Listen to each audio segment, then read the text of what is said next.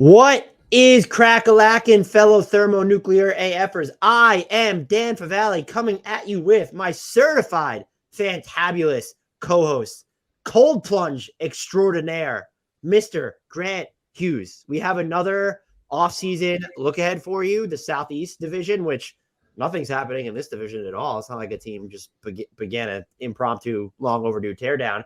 Before we get started, the usual reminder and housekeeping notes. Please remember to subscribe if you haven't done so already. Apple, Spotify, ratings and reviews on Apple and Spotify help us out a ton. Subscribe on YouTube if you haven't done so already. If you've done all those things, tell people about us. Share our episodes on Twitter. Shout us out on Twitter or anywhere else. Tag us. I will normally engage if I see it. Join our Discord. The link to that is in the podcast description. We just ran a Discord NBA mock draft, and I'll record and publish the results for probably Thursday morning. That's why you join the Discord. You get to interact like that. Follow us on the socials at HardwoodKnocks on Twitter, at Hardwood_Knocks on Instagram, at GT_Hughes on Twitter. Go give him a follow. I'm at Dan Favale on Twitter and at HardwoodKnocks on TikTok. Now that we're basically TikTok influencers, we've had a couple viral videos on TikTok, so follow us there. And I believe that's it. That was merch. Thermonuclear AF. Get a shirt, a sweatshirt. Grant's got his cup, fueled by caffeine, no dip threes, and HardwoodKnocks. That's how you can help support the show the most at the moment. The link to that is in the podcast and YouTube descriptions. Grant, how the heck are you doing? I'm doing great. My dopamine levels are at all-time highs and should sustain for at least another hour, so that should be good for this podcast. I am cold plunging now. I got a cold plunge tub for Father's Day. I'm 3 days in. First thing in the morning, 2 minutes in the cold water. I would like some free products. So any sponsors that are out there, I'm not married to my current, the Ice Pod cold plunge tub. If anybody wants to send me the really nice ones you can put outside that have refrigerants in them and are super posh, I would take it. So, that's the kind of life I'm living right now. Just really doing the most uncomfortable thing you can do first thing in the morning and then going from there. Clearly our target audience use cold plunges, so a company should get at you. I don't know. Is our target audience masochists or like people with dopamine? They listen to us, so they must be masochists. Ooh, yeah, I put that on the tee for you. Yeah, I'm doing great. I am excited to talk about the Atlantic Division, our Southeast Division, because as you said, pretty boring right now. What's been going on in that division? So coincidentally, we scheduled this before all the exciting stuff happened. So we're kind of on a roll between that and our TikTok breakout. Right. And we're still going to go in alphabetical order. We did release an emergency podcast on the trade before we knew that there were other players included, Jordan Goodwin and Isaiah Todd. But we'll get to the Wizards. This will be time-stamped as always. So if you need to skip ahead, don't. Listen to the entire damn thing, please. We begin with the Atlanta Hawks, and I will start us off here. They're key free agents. Everybody brace yourself. Aaron Holiday. Key extension eligible candidates, DeJounte Murray, he won't sign one. And then Onyeka Okongwu is up for his rookie extension, as is Saddiq Bey. I left him off our doc for some reason. Don't know why I did that. Their cap situation, basically, as currently constructed, they're about $10 million into the tax. They should still have the mini MLE. I think all of us expect them to duck the tax, though, this summer. They do have a notable trade exception from Justin Holiday's deal, $6.3 million. It expires on February 9th. So I have my biggest need for them, biggest needs, shooting at the 3 and the 4, and then an answer or an upgrade to the John Collins, Clint Capella, and Onyeka Okongwu triangle. And so, Grant, let's just start here. What's your biggest overarching thought leading into the offseason for the Atlanta Hawks? Yeah, I think it starts with as you said, the unfortunate sort of reality that this is a team that wasn't good enough to meet expectations last season, would like to meet those expectations this season, but also has this thorny issue of we need to cut money, and those two things don't often work very well together. So it's a tricky needle to thread, shaving that $10+ million off. And remember, like they denied it up and down, I think the ownership did, but the Kevin Huerter trade last summer was the same thing. They got a first round pick, but that was designed to duck the tax. And so that's where we are again. So yeah, overarching thought is just, how's that going to happen? Probably John Collins, maybe Clint Capella, DeAndre Hunter, I think too could be someone that they look to move. Mostly because, and this ties into your other need, which I agree with. They kind of need a combo forward that can be what DeAndre Hunter was supposed to be, which is the best, a high end defense piece that can guard multiple positions, and a guy that can not just make open threes, but do a little bit with the ball if he gets closed out on. Hunter has shown flashes of that, but due to health and just general like ball handling concerns, just hasn't delivered that consistently. So that's a tricky thing. They need to improve that position. They need to cut money. So it's hard to do both of those things. And so I think what you're hoping for them is that transactionally you accomplish what you want, but that the boost from a full training camp and season of Quinn Snyder running the show just makes things work better. But yeah, so they're in an interesting spot. I think they need to be aggressive in free agency, but they may not have a lot of tools to do it. So that's kind of where I'm at. Do you have anything different? I mean, we're past the idea of trading Trae Young, it seems like, for a while. Yeah. Ditto Murray, even though you might want to think about that. Yeah, I was going to say that if something like that props up, it'll probably be closer to next offseason, to where maybe you're hoping you can work out a DeJounte Murray sign and trade, or maybe you evaluate it at the deadline. Because I was going to throw that to you, would be, what are the odds now that the front office has been fully, the regime change is complete?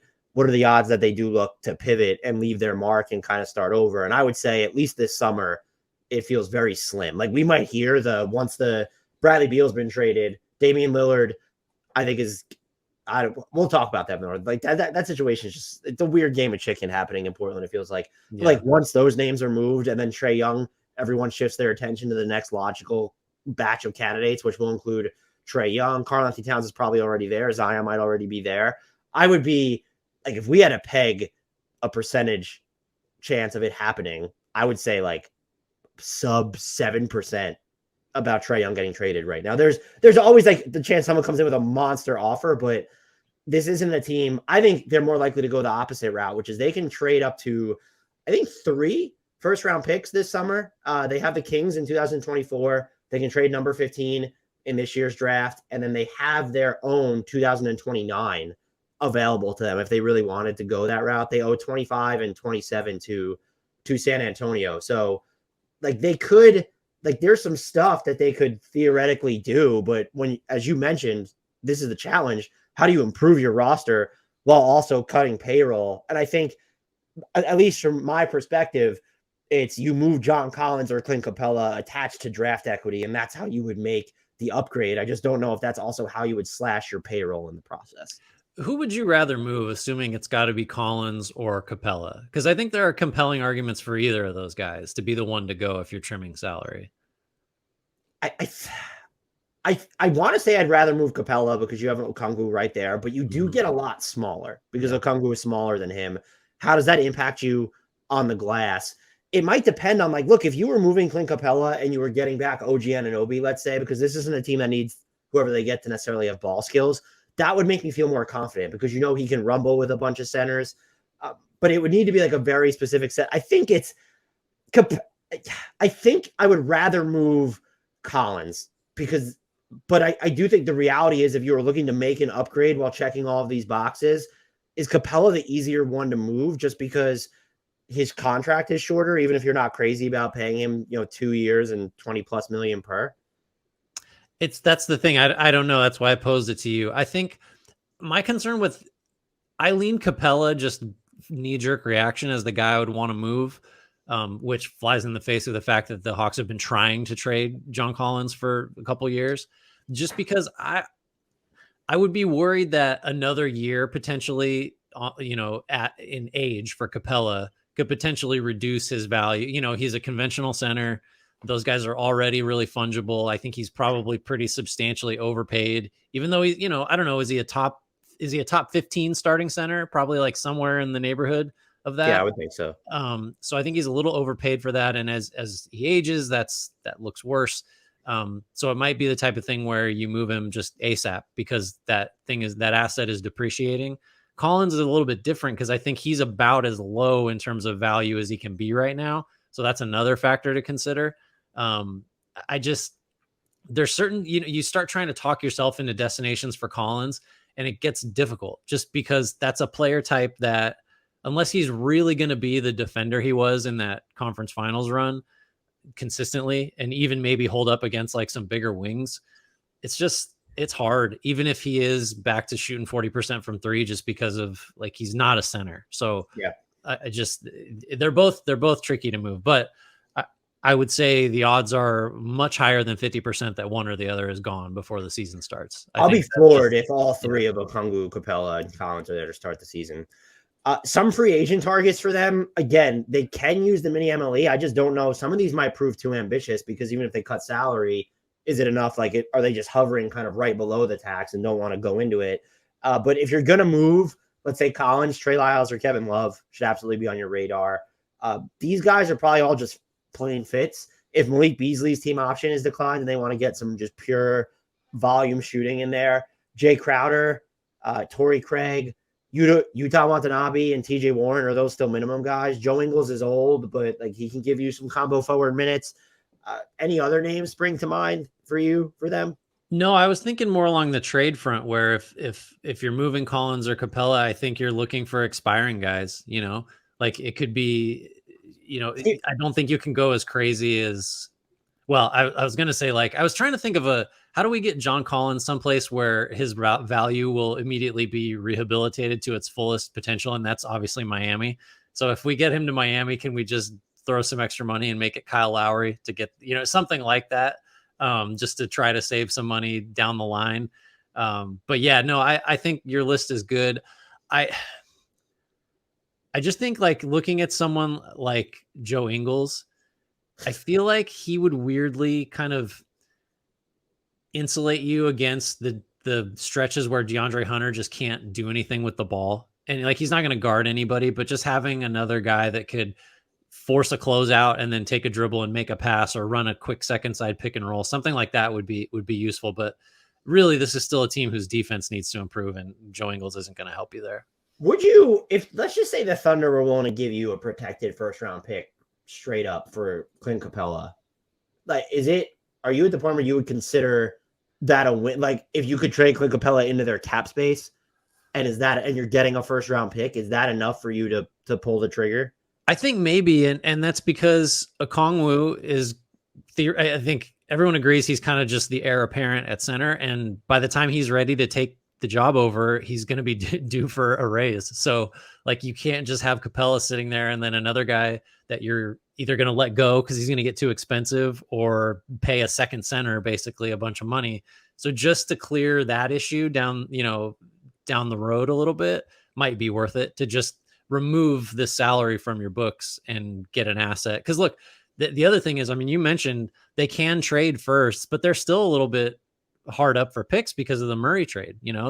I think it's another thing where they should probably be looking to make this roster better now, which means trading picks, but they also aren't in a position to, they're all of their incentives kind of like work both ways. They got to cut money, but they want to be better. They got to add talent, but they don't have the picks to do it. They should be trying to get picks to replenish, but what are you giving up to get those? It's kind of a weird mess. And it's also the teams that are most likely to be interested in any of Capella or John Collins specifically. They're not going to be the teams that can save you a boatload of money. Like, think about, if you think John Collins is a good fit for the Clippers, and it's like, all right, well, they have the salaries to get there, but like Robert Covington and Marcus Morris, who are both probably really good fits for this roster, that's like I think you might be taking on money in that scenario. And so you get into, like, it would have to be 3-team scenarios. Very quickly, for anyone, forgot to mention this, we need to keep ourselves within a good time frame. So there will be alarms going off at the end of each team. I've set it to a Blink-182 remix to I Miss You. It's an EDM Blink-182 remix. You're welcome. We'll get dinged for a copyright is what's going to happen. But do you expect any of these guys to get extensions? And I think specifically, we know Murray's not going to sign his, but Sadiq Bey or Okongwu? Well, I think Bey seems unlikely, because part of the reason the Pistons traded him is because he had pretty exorbitant extension demands for his production. I think he wanted something like 50 million. So I think he's likely to I would let him go to restricted free agency. If I could lock up Okongwu a little earlier with, like, gosh, figuring out his number is really tricky. I don't know, 12 to 15 million a year, I would extend him, but I don't know if he's going to take that. And then would he bet on himself if you move one of the other bigs because he thinks he's going to have a bigger role and will be able to drive up his value? I think, well, yeah, that's what I mean. Like you'd have to almost overpay him probably to get an extension done right now. And the Hawks have done that enough that they should probably be a little leery of that. Let's beat the alarm and move on to our next team. Do you want to take us through them? Yes, we have the $3 billion valuated Charlotte Hornets, which I laughed in the doc. You had $3 billion with several question marks next to it. Kind of wild. Buy an NBA. You know what, Dan? I'm thinking about buying an NBA team. It seems like a good investment. We can't get in now. The bubble's gonna burst. Like this is like buying high on a meme stock, like GameStop when it was at like $500 a share. If the Hornets are worth $3 billion, there's no such thing as a bad NBA team investment. Besides that, so ownership change, I think it's pretty much done now, right? Michael Jordan as a majority owner is going to sell his stake, will stay on as a minority owner. Who knows what that's going to do to how Charlotte operates and spends, but based on the level of success they had with Michael Jordan as the principal owner, which is to say none, some success would constitute an improvement. So good odds there. Their key free agents, PJ Washington is restricted. Dennis Smith Jr., they have non-bird rights on him. Kelly Oubre and Miles Bridges. Extension eligible candidates, LaMelo Ball, eligible for his max rookie scale extension. We could talk about whether he should get that or not momentarily. Their cap situation, they have about $28 million in space, or can get there if they renounce basically everybody.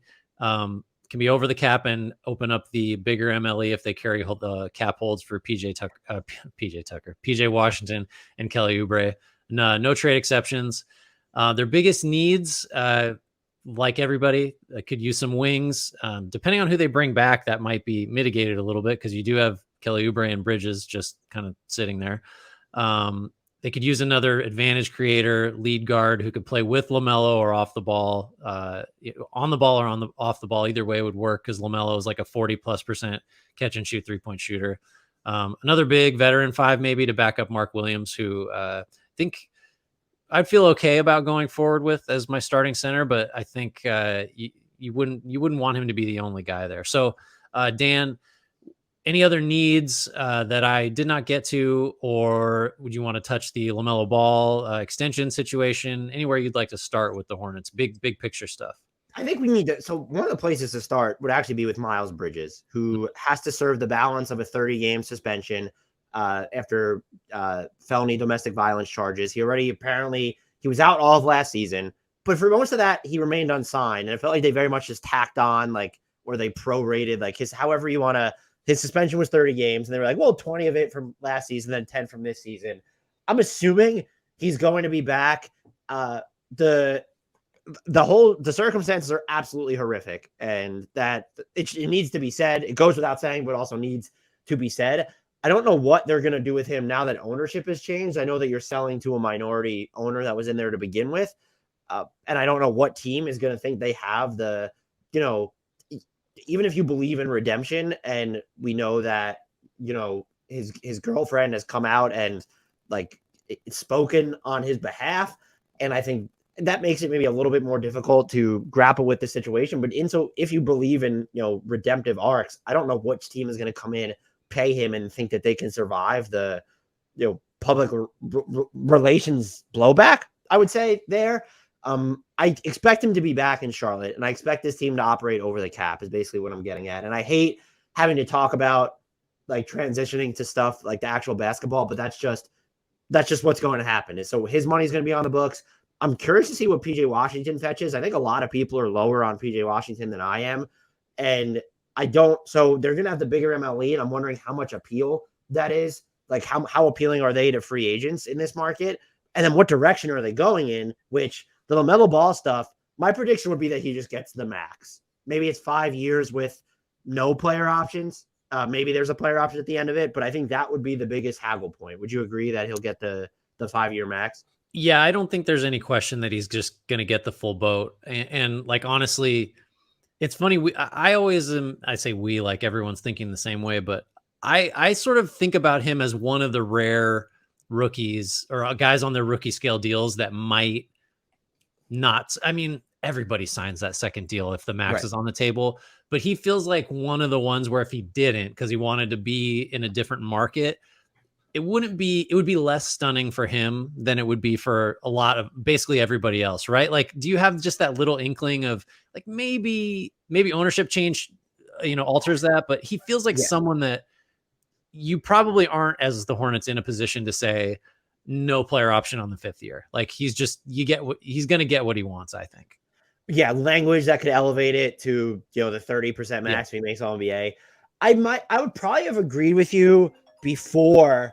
That is not the alarm. That is just my phone's going off. I would agree with you before he dealt with all the ankle stuff this past year, and so it's kind of just like you understand how fragile your window might be. He could be someone. This isn't an indictment necessarily on the Charlotte market, but if the Hornets aren't materially better or headed in a distinct direction, because I would say that they feel kind of almost formless right now, where there's talent on this roster, but I just don't know what they are and what their primary aims will be. Is he someone who signs the extension and then it's a year later, like he's trying to agitate his way out with 4 or 5 years left on his contract? Maybe he's that candidate, but I would expect him to sign it, that he will get whatever, and he will end up signing it, and there will be language in there that can elevate it to a all NBA max, or excuse me, a 30% max if he makes all NBA. You brought up kind of the direction.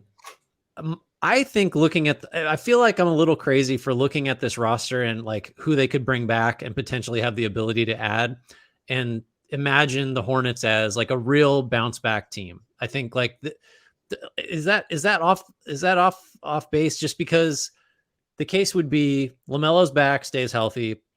You bring back PJ Washington, and I think you're probably a little higher on him than I am, but I feel like he's a low end, like he's a starting NBA player and would be like a really luxury six man somewhere, maybe. Bridges, like if we just skip over all the stuff we don't want to talk about, was a borderline all-star the last time he played. And if he's back, then suddenly you've got a guy who was really on, not a breakout track, had really sort of already broken out and had room to get better. I mean, they have enough young talent, like none of their, and I think is probably a lost cause. Kai Jones, nobody knows if he's ever going to be anything. So they've missed a little bit, but I don't know. I mean, Rozier's okay. If Gordon Hayward's healthy, he's, more than just bad money. Like, I'm not saying they're going to win 50, but like, this is absolutely a team that should be in the play-in mix, or maybe like 7-8 in the East. Don't you think? If they go that way. And I don't know if they're going to go that way. I guess yes, just because you look at the talent drain between injuries to LaMelo. Hayward misses some time again. He had a very good closing kick to the season. Not having Miles Bridges, I guess maybe there's the potential for. And look, they're going to add the number 2. We haven't talked about that, the number 2 pick in this year's draft, which that changes. I can't believe it took us this long to get there. And I would have taken, like, I don't want to date this, but like you're going to have Brandon Miller or Scoot Henderson unless you move the pick. And so that infusion of talent, which, we talk about them needing wings, and you mentioned, they have Cody Martin. They have, if he's going to be healthy, he was also injured this year.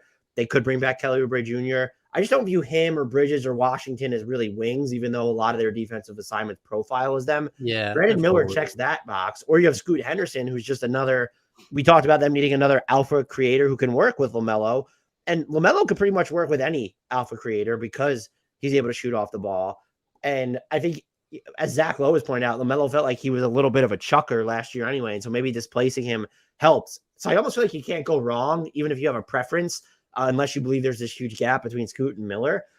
I think it's probably, I don't know that I would peg them as a candidate to go be 7th or 8th in the East, though. Just there's going to be, you're assuming a rookie, a high profile rookie in here that's going to play a ton of minutes. Further development for Mark Williams. What does the center position look like in the minutes that he's not on the court? What does it kind of look like?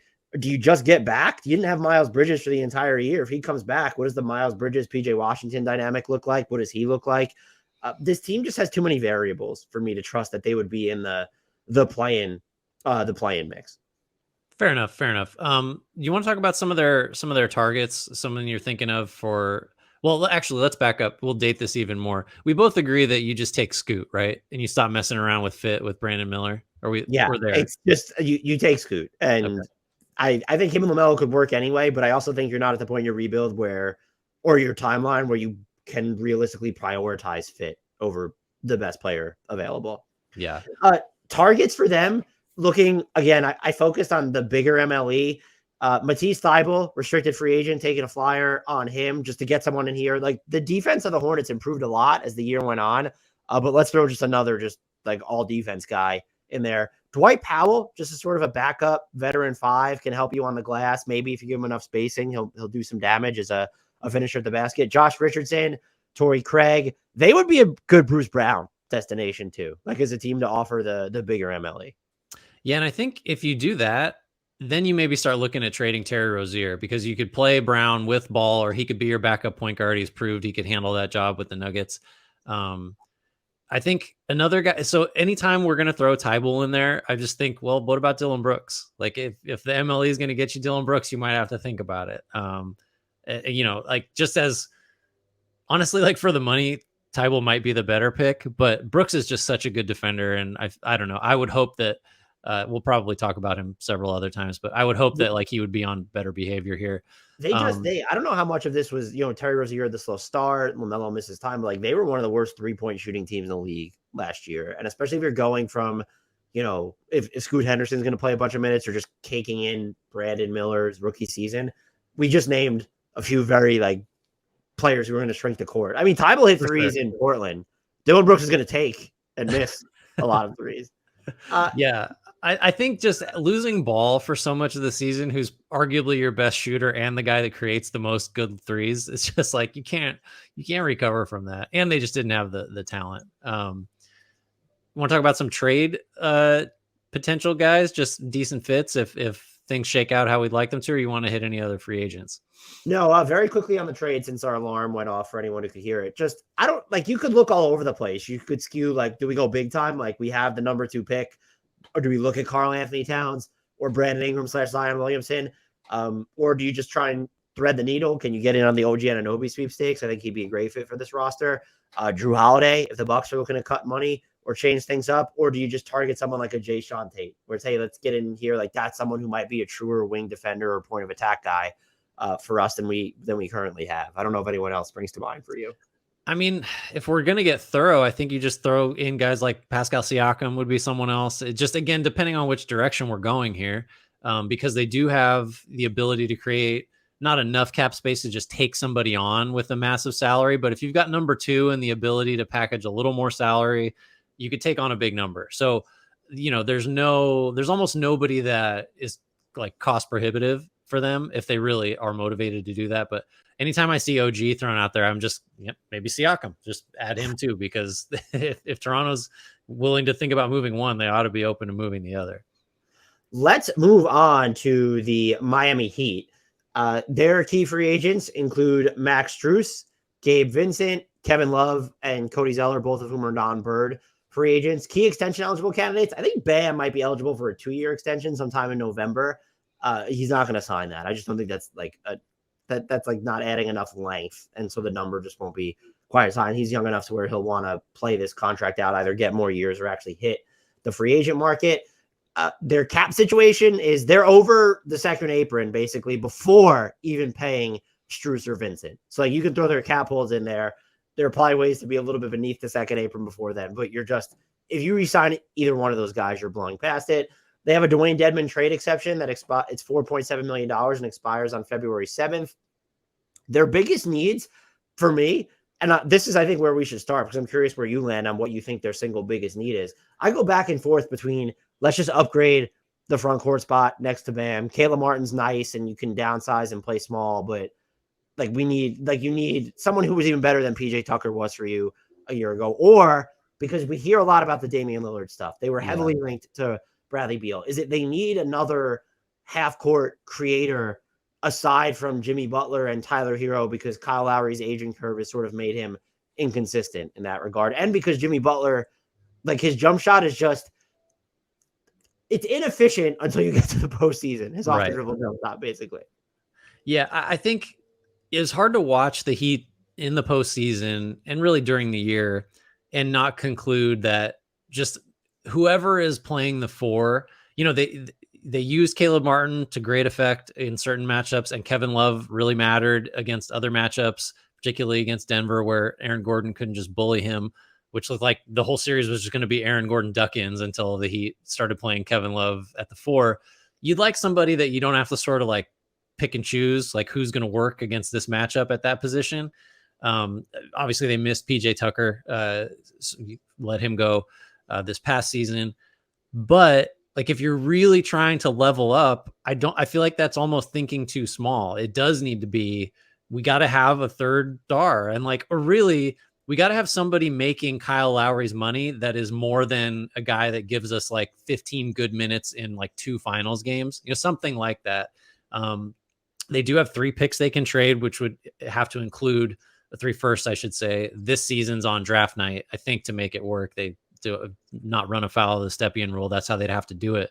So, like, for example, it's going to be impossible not to invoke Bradley Beal at some point before we get to Washington. But just like the package that the Heat could have put together, I think is better than what the Suns could have offered. And had Beal wanted to go to Miami instead of Phoenix, you could have offered, Lowry or Hero and those 3 firsts, and just, I don't know that that's Beal's value necessarily, but it's just to illustrate that the Heat do have the ability to put a competitive offer out there, maybe the best offer for a big name, should one come available, or should one of the ones that are already available want to go there. I think that's how you have to look at this Heat team. It's not so much like, let's make a moderate upgrade at the 4, whether that means signing someone for the minimum or whatever. I think you gotta aim a little higher if you're really trying to change things. If I set the bar and I have him listed as a trade target at Bojan Bogdanovic, higher or lower, the Heat have to aim higher than that. Well, if you're gonna use, it's hard because clearly he would be better than both guys they played at the 4 during the playoffs. I think he's probably better than Caleb Martin. As a shot creator and like shot maker. Sure. I wonder if you run into some of the same defensive problems and being undersized you have there with Martin. So I guess if you're talking about trading like Hero and or picks, you may need to aim higher than Bogdanovic, even though I'm not trading. Makes your team better. It would be Duncan Robinson and like pick. Yeah, Robinson's another guy I neglected to mention as salary filler for a trade candidate. Yeah. It's sort of like, well, then it comes down to how ambitious do you want to be? And we just know and all accept that the Heat's ambition is basically limitless. So I feel like that sort of suggests the path that they're going to go is, if it's not Lillard, I think they're going to try to just get, a $40-50 million guy and squeeze him in there somehow. I'd be with you, which is why, and look, it's also because that's the move they're built to make. They're not really built to make a small trade. You could trade Caleb Martin, but like, how are you going to get an upgrade using only Caleb Martin from Caleb Martin, who is really good for you? And that complicates their situation. And then you look at their salary filler, Kyle Lowry, Duncan Robinson, even Tyler Hero. Those are all really expensive guys. Yeah. Now. And so free agents, before we get to trade targets, which I think are the meat and potatoes of this team's offseason, guys like Yuta Watanabe, I thought they were a TJ Warren team last year, to like try to rehabilitate a guy who's been injury prone. Juan Toscano Anderson, maybe Joe Ingles could be a minimum guy. Javonte Green, I think is one of the most underrated free agents. I don't know if, the latter of that. I mean, all of those guys that I named, quite frankly, might be stretches. Maybe not Juan Toscano Anderson, but all those names might be ambitious when you're only working with the minimum. Maybe not for Joe Ingles, as he reached like the $3+ million like minimum, so he could look at it that way. But I don't know. And JaMychal Green just played for the minimum, so maybe he's not too much of a stretch. But any other names stand out to you for them? Yeah, I mean, you're dealing with minimum, so I think you're hoping for like a 2nd or 3rd draft guy or a veteran that has like a little bit left. So, I'd bring Justice Winslow back potentially. Even he might make more than the minimum.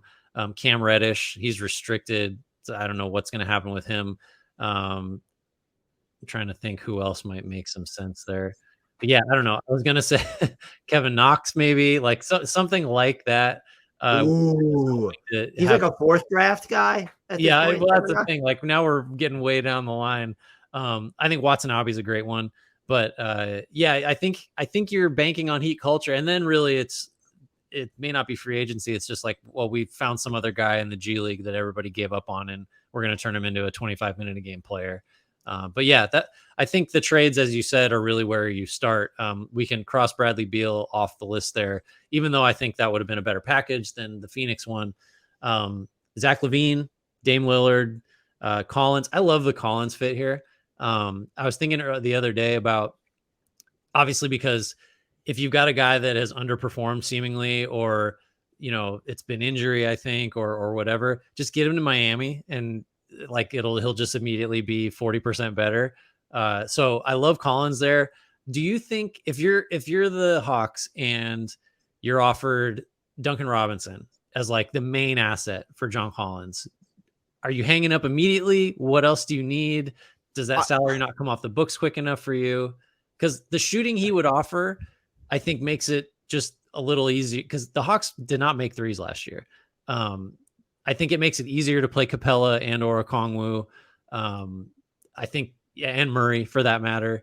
So I just spitballing, like Duncan Robinson as a quote unquote headliner in a John Collins deal. What do we think? I think I would need you're either going to trade Oladipo or Caleb Martin in that deal to make the money work. Okay. And that's where it gets weird. So Oladipo actually increases Atlanta's payroll. Caleb Martin makes it like a dollar for dollar swap. And maybe if you were giving me Caleb Martin, I'd consider it. But are you giving up Caleb Martin for John Collins? Especially, look, let's be honest. Who had the better close to their year, Duncan Robinson or John Collins? Oh, Duncan Robinson for sure.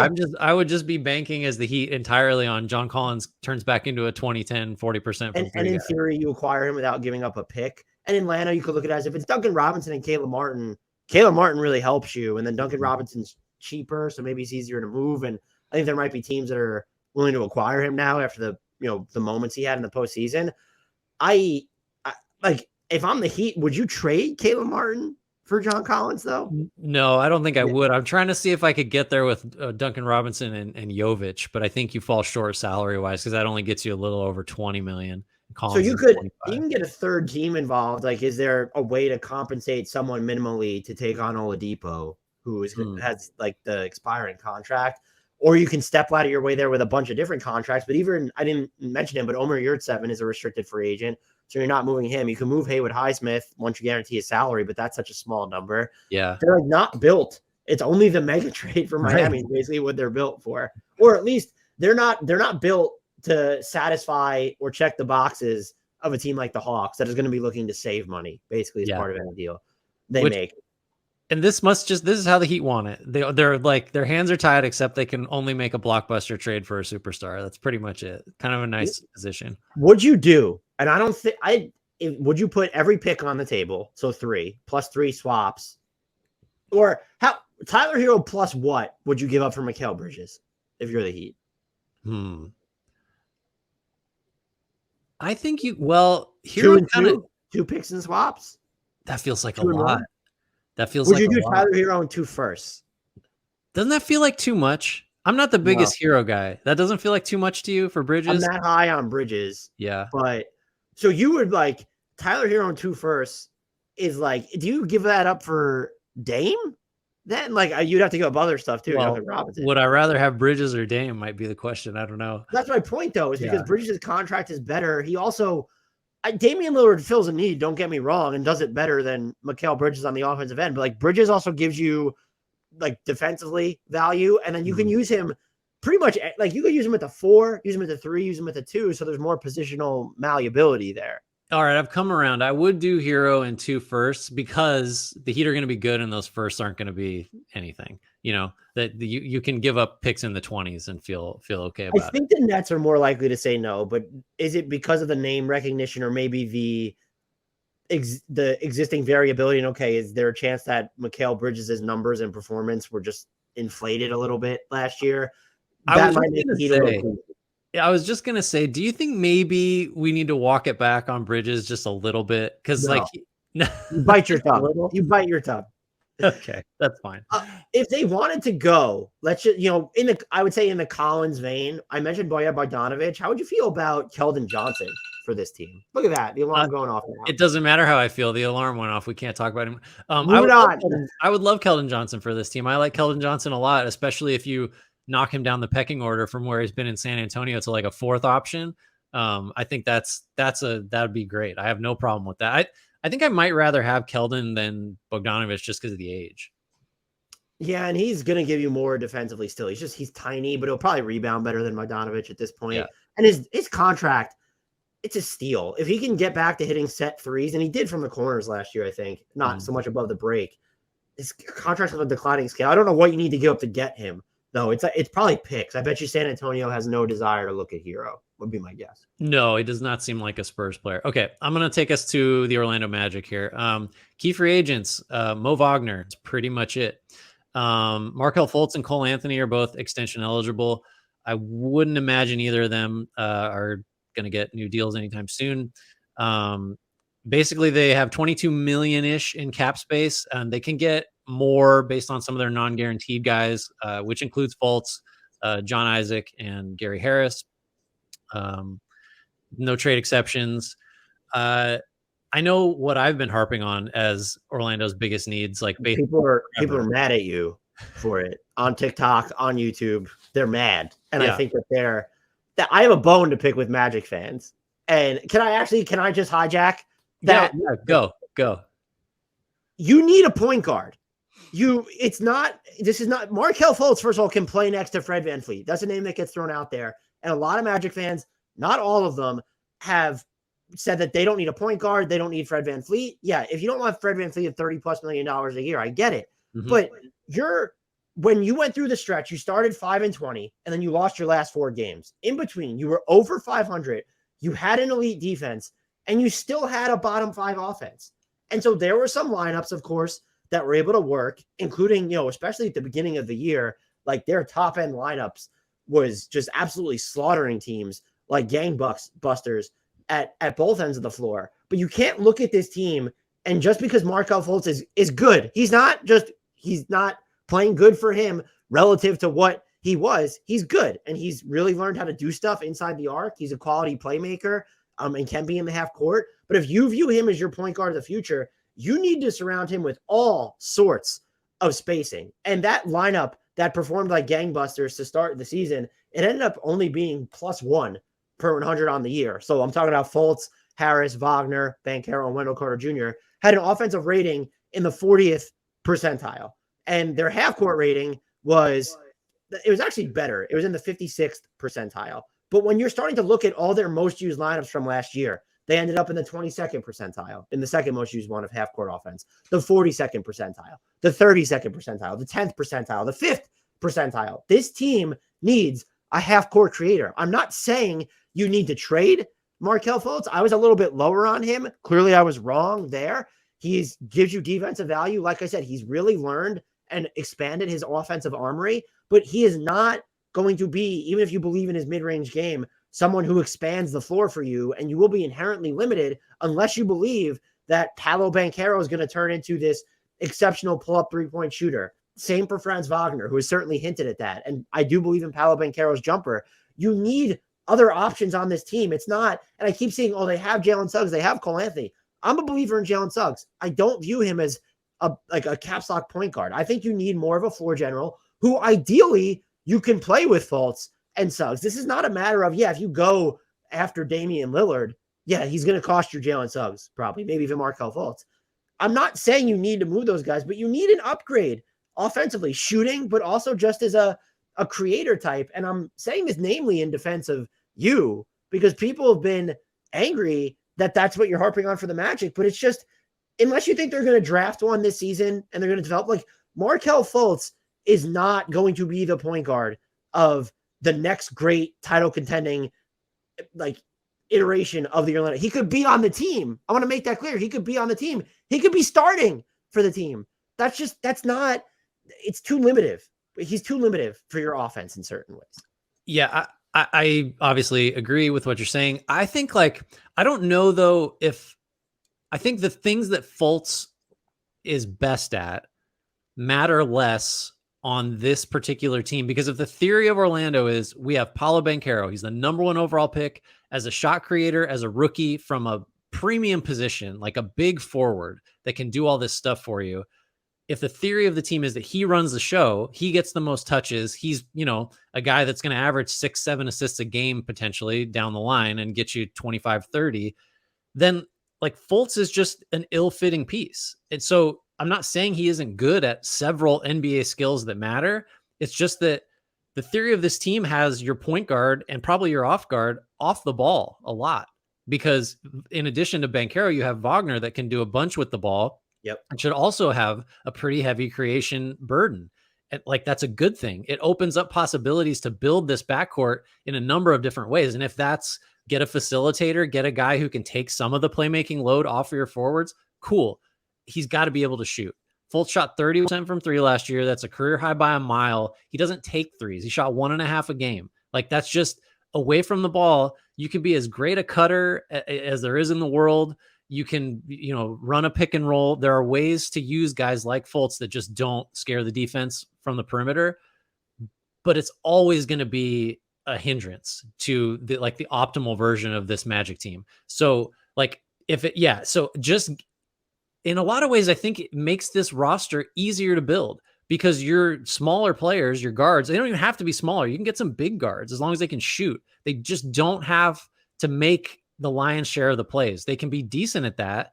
But if Banchero's the guy, and I think you have to view him that way, then you've got options. Like, you can have a Marcus Smart type be your nominal point guard, right? Because nobody's ever confused Marcus Smart with a guy that is going to run an elite offense. Like, he's passable. He can run a pick and roll if you need him to, but he's out there to do other stuff. And like, granted, Smart's not even a great 3-point shooter. That's been a knock for him historically. He's way better than Fultz. Like, it's not even a comparison.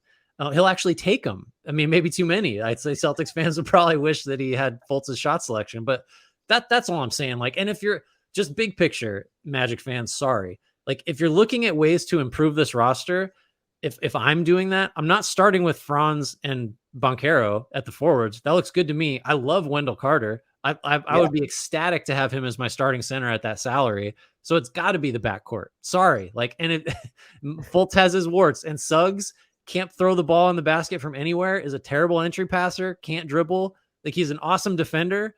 Chris Dunn's an awesome defender. Where's he? Like, that's all I'm saying. If you're starting to look at this team and how to make it better, you look at the guards. That's all. That's it. Because it's by default. I think Jalen Suggs, the dribbling is noted, but he had a very strong offensive close. And so I'm still holding out hope that, I don't think he's going to be the creator type that they need. And it does sound like we're dumping on the Magic. We're in a very good spot. They played above 500 basketball with a top 10-ish defense for most of the year last season. When you get into free agency targets, though, they have all right, you don't like Fred VanVleet? Like, do you just look at maybe even a Trey Jones or an Ayo Dosunmu? Both are restricted free agents. Or look, if they're going to eschew the playmaker route, then you just need to, I think, skew towards shooting. And so there's Max Strus, Gary Trent Jr. He's yet to decline his player option, though. Do you think about, they don't really have a ton of wings on this team. It's Franz Wagner. And so could you look at a Harrison Barnes? What if Chris Middleton declines his player option? I don't know if there's anyone else that stands out to you. I guess the challenge for them would be that if you're looking to address the needs in a really meaningful way that we've outlaid, it's probably not happening in free agency this year. No. It would almost need to happen via trade. I think that's fair. I mean, I would look at Josh Richardson. I would definitely look at Seth Curry. If you just need someone in your backcourt that's going to stand there and make threes and pull the defense out of the lane, I mean, you could be hard pressed to do much better than him for what it might cost, which I would have to assume is less than the mid-level, maybe somewhere between the mini and the full mid-level, I would guess. I mean, Dante DiVincenzo shot it really well and would defend, but I'm not sure the shooting that he showed with the Warriors is it's the same. It's not enough. You need someone who's probably going to give you higher volume. And even when some of the names, or all the names we basically listed aside from Fred VanVleet, and I guess Chris Middleton, if you went the route, they're not names that are most likely going to guaranteed to crack your closing lineup. Seth Curry isn't going to do that. Dante DiVincenzo is not going to crack your closing lineup. And that's the challenge here, which is why I feel and by the way, they're bringing in the number 6 and 11 selections this year. You would think at least one of whom is going to play a pretty prominent role for them. And so their window gets a little fuzzy, but if they wanted to make material upgrades on the trade market, they could. And so they're any guys that, I don't know that the Magic have to be all in. I think they have the Gesundheit, for anyone who couldn't see on air. Grant was sneezing. But I muted it effectively. You effectively muted it. So like, are there any trade targets that stand out to where, okay, the Magic don't need to give up everything, where we're starting to talk about, well, do you trade Franz Wagner? Because him and Banchero, I just view as no. And I would even say, like, I'd be shocked. It would be out of character for them to trade any of these lottery picks. But, like, I don't even view number 6 necessarily as gettable from the Magic. Yeah, I don't really either. Although I don't know, those picks are going to be a really interesting thing. I mean, so if you're not moving the full boat or, you know, really going all in, which, by the way, just as an aside, I don't think they should be in the, certainly not the signing Van Vliet business for what it's going to cost. And I definitely think they should be in the market to trade for Dame. It doesn't make sense. I would 100% trade for Dame if I was. Would you? You can get to the salary without giving up any of your like cap slot core players because you have the Jonathan Isaac number, you have Gary Harris's number.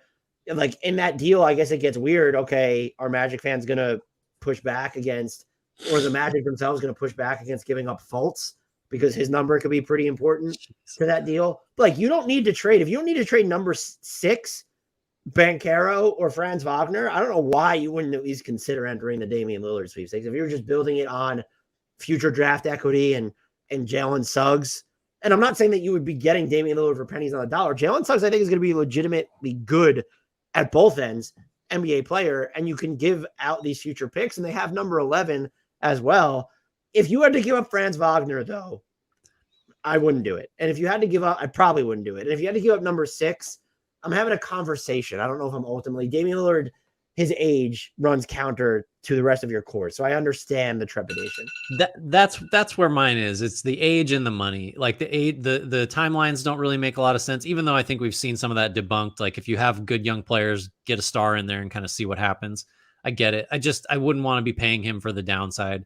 Malcolm Brogdon, Buddy Hield, some playmakers and shooters that wouldn't cost you the whole asset chest are I think decent trade candidates to look at.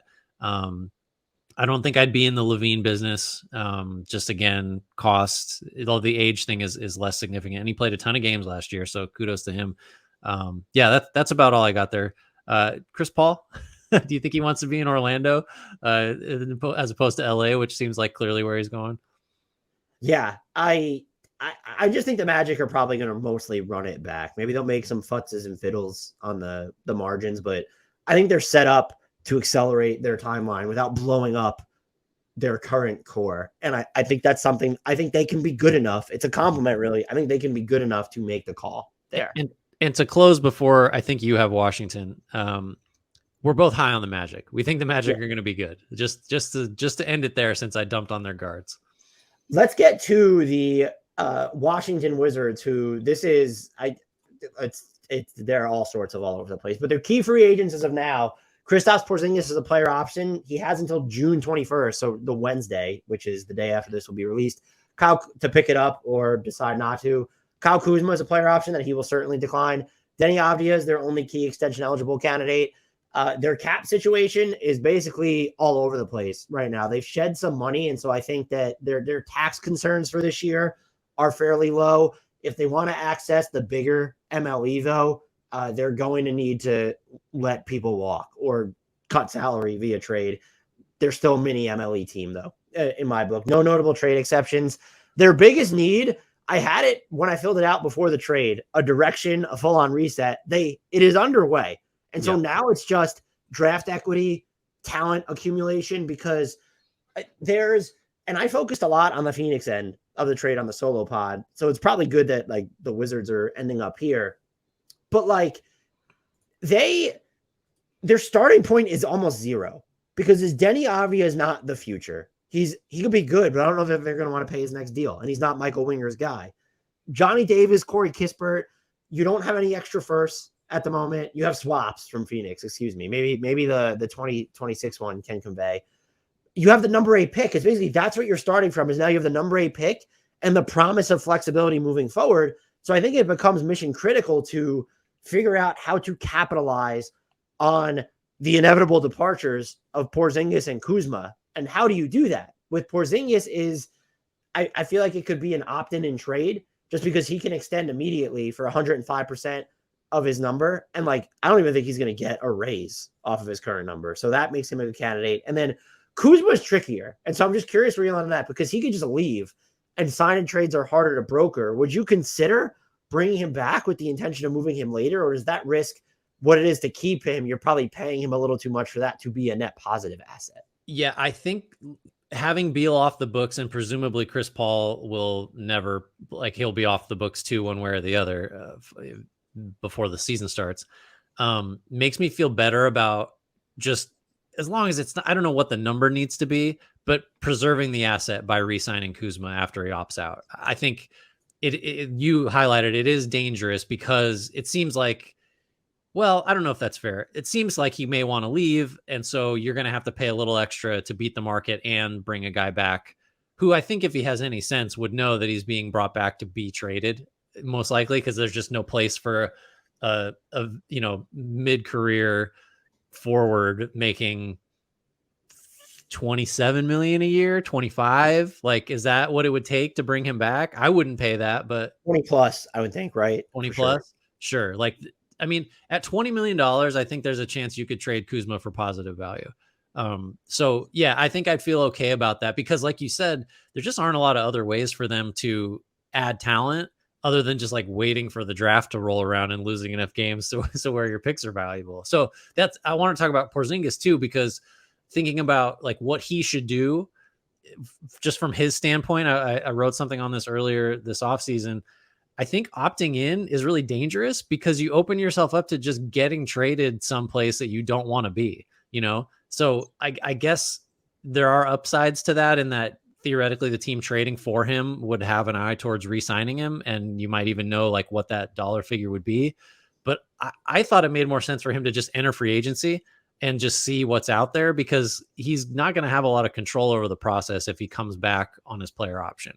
So I don't know how you feel about Porzingis specifically, but he's someone I think on an expiring deal that you could, I mean, there are more and more teams. He makes sense for more and more teams after putting together a pretty healthy season. That was like basically the best of his career to this point. Oh yeah, he was hitting fallaways and doing stuff off the dribble in addition to his 3-point shooting and rim protection.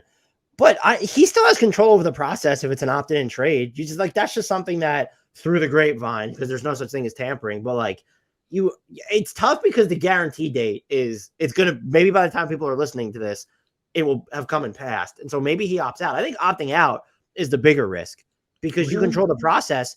Who's paying him? Who's giving him let's say 4 years and 120 million. So you're lowering your average annual rate and you're just guaranteeing yourself more of the long haul. Maybe Houston. Utah's not going to be in that business, I don't think. I'm looking at cap space teams. I saw Bobby Marks float Kristaps Porzingis in Indiana. I don't love that idea. Charlotte. That would be collectively, though, Miles Turner and Kristaps Porzingis would be 14 plus feet worth of below average rebounding, which is kind of impressive. Yeah, Charlotte needs to get to cap space then, though. So you're getting into the sign and trade scenarios. It's actually easier, I would argue, to just work with this $36 million number.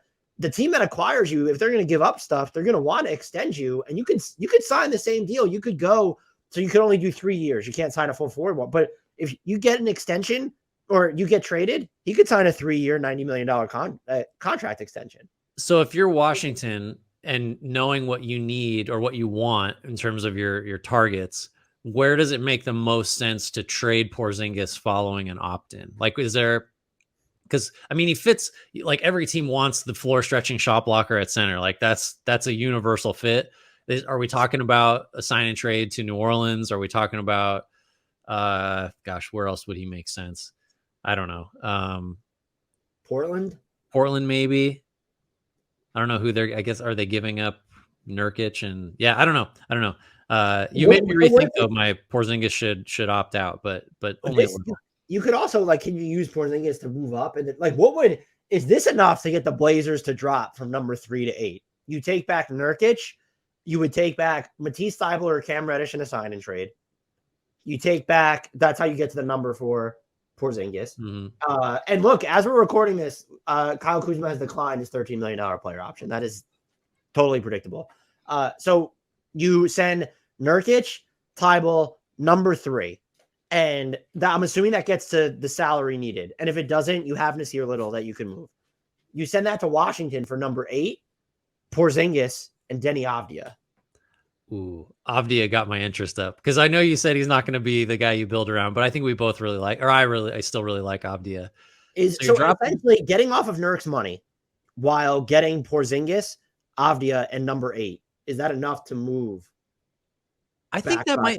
that might be pretty close. If I'm Portland, I don't think I do that if Scoot is there. That was my thought. I'm like, no, not if Scoot's there. Yeah, which he like he probably will be unless this is all. I guess we've skipped the Charlotte part already, but they had both him and Miller back to work out again, and apparently Scoot was just better. Which no shit. Um, so I don't know. I don't think I think Scoot might be there, and so I don't know if that would give me the most pause of all the variables in that transaction, which is a good one because that I mean Porzingis would really make Portland's offense interesting if he's healthy, and I think he'd probably be a defensive upgrade too over Nurkic. Jeremy Grant on the front line too. That's legit. I mean, that's also a front line that's not going to rebound too much though. No. What else you want to hit with Washington here? Like their targets are all just like, don't you want to win 0 games this year? Isn't that the plan? So it right. doesn't matter. I'm like, can you look at, I don't like it's draft equity, and so it's can you get like is Porzingis or Kyle Kuzma in a prospective sign and trade? Can they get you like any young players from like other teams? And it's I don't know. Indy has made the number 7 pick available, but you're not getting that for a Kyle Kuzma sign and trade. And they can sign Kyle Kuzma outright. A lot of people have mentioned Porzingis as like someone for the Knicks. Knicks fans are very high on the idea, which surprised me a little bit. Can you get Quentin Grimes out of that deal? Like that's the kind of, and like even the Portland thing, like you got draft equity. And so it's, can you send Porzingis somewhere where even if you're taking back bad money, let's use San Antonio with Wemby. Like, would they give you anything, a lower end first in addition to Keldon Johnson to that? Is that too much for Porzingis? I'd be very curious to see, but they don't have, what's interesting is that you can move Monte Morris and DeLon Wright, both of whom are going in the final year of their deals. None of those guys are worth a first round pick. I think the player with the most interesting trade value, because when it's Kyle Kuzma sign and trade, he has leverage. I think even with Porzingis, there's just the numbers so big that you're kind of just at the end. His position, it's like he's a center. I don't want to see him playing with another big. No, I guess you could try and get away with him with Bam if you wanted to in Miami, but just I don't want to see him play with another big. Denny Avdia is what can you get? You could look at extending him. I don't know what the number is, but like, what is a team want to give you a first round pick to have the right to extend or re-sign Denny Avdia on restricted free agency? That's your needs. And I don't even think we don't need to focus on names. I would just say, and we haven't really gotten your thoughts on the Beal trade, so maybe you can give us that quickly. I would just say that the trade was bad, like just objectively the value. And the process that led the Wizards there was catastrophic. Them making this call, because it's not on this front office, that it's on Ted Leonsis that they got here. It's not on Michael Winger and co. Making this decision has actual value. It's overdue, but it's finally been made. And yes, the process is going to be longer and probably more arduous, but you're beginning it. And I think that's what matters most here. And it also proves, and now I'll throw it to you, I swear, that this front office has autonomy to make these decisions. Yeah, I don't think my thoughts will diverge much from yours or be surprising about the Beal trade. I think it's frustrating that I don't think the Phoenix package was the best that was on the table that they could have gotten, but the no trade clause, and you said it, like the Wizards just put themselves in this position. So they just didn't have any power, any agency, any control over this process. So the best thing they did was just doing it, right? Like it almost doesn't matter. And they didn't take on any crippling money, which is hard to do when you're trading the worst contract in the league. One player on guaranteed money after next season. Right. So, I mean, if it's just, let's undo this decision we made, success, right? Like that's fine. And it does give me confidence that this now is a franchise that's going to operate rationally and just build like so many other success, the Thunder, the Jazz, whatever, have done. And that's just the right thing to do. It's just like, this is going to be a long road because you didn't get the 4 first rounders or whatever for Beal, or even the 2 or 3 you could have gotten had you traded him 2-3 years ago. So it's going to suck. But I wonder how Washington fans feel about it. I suspect that generally they get it. Like this needed to happen and it's okay. They're probably just exasperated that it reached this point. And it was just eminently predictable that we saw this 3 or 4 years ago. The thing that they have going for them, and then you could take us out. I think when they have a bunch of cap space next year, unless they do something in their books that's funky this year, the value of that with more of the penalties kicking in for these teams that are going to be not just crossing the second apron, but the first apron, there might be real compensation available if you're leasing out cap space. That's a great point. The cap space, I feel like had sort of become less valuable, generally speaking, lately. I think that's going to change. It still isn't free agency, I would argue. It's really not that valuable. But on the trade market, I think it became more valuable. The teams that can take on bad money with picks attached. So that's how you fast track this if you're Washington, is you eat a couple really bad deals for a couple years. Hopefully they don't extend, too far, and you're back flush with picks. Although I think picks are probably going to be viewed as more valuable now too, because that's a way to have cost-controlled young players on your team. So we'll see. That covers the Southeast Division, which kind of good spot to be news-wise with Beal and the Wizards. So everybody, thanks for listening. Thanks for watching. If you have enjoyed this or want to see more, you can follow us on TikTok, where we have blown up, just exponential growth. We've figured out, we've hacked the algorithm, or Dan has done it. I can't take credit for it. At HardwoodKnocks there, at HardwoodKnocks on Twitter, at GT Hughes, at Dan Favale is our individual handles, at Hardwood_Knocks on Instagram. Subscribe on YouTube, rate, review, tell all your friends, get on Apple, Spotify, wherever you listen to podcasts. Give us good thoughts, good feelings, good vibes, good reviews. Those are always helpful. And get some merch. The link's in the description for that. Dan is wearing a Thermonuclear AF hoodie. I've been drinking from my coffee cup this whole pod, which explains my high energy and excellent points that I've made. We close, as always, with a shout out to the one and only Frank Ntilikina, and I would like to apologize to Jared Allen.